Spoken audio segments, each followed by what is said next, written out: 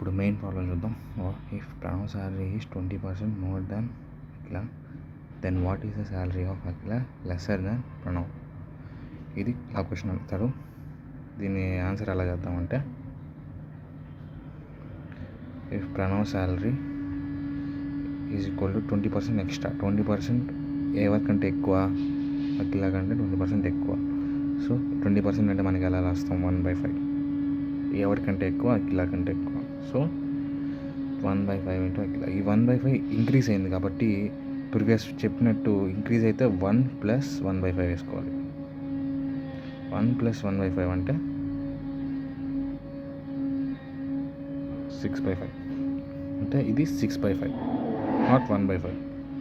అంటే ఇంక్రీజ్ అయినప్పుడు 1+, డిక్రీజ్ అయినప్పుడు 1-. ఇది జస్ట్ ప్లైన్ గుర్తుపెట్టుకోవాలి. ఇప్పుడు అఖిల గారి శాలరీ ఎంత, 5/6 ఇంటూ ప్రణవ్. ఇప్పుడు ఏంది, అఖిల కంటే ప్రణవ్ శాలరీ, అఖిల శాలరీ తక్కువ. సో ఇది తక్కువ అవుతుంది కాబట్టి ఇది ఎలా చేయాలి, 1 - 5/6. తగ్గింది కాబట్టి 1- వేసుకోవాలి. అదే ఇంక్రీజ్ అయింది కాబట్టి, ఇంక్రీజ్ అయితే 1+ వేసుకోవాలి. 1/6 అంటే ఇది 5/6 కాదు, 1/6. 1/6 అంటే మనకు తెలిసింది ఏంటి, 1/6 అంటే 16.66%.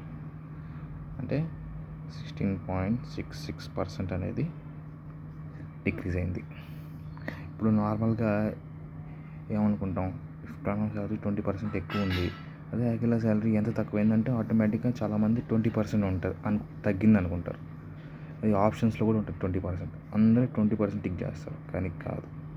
20% టిక్ చేస్తే ఆటోమేటిక్గా రాంగ్ అయిపోతుంది, 1 మార్క్ పోయినట్టే. ఆన్సర్ వచ్చి 16.66%.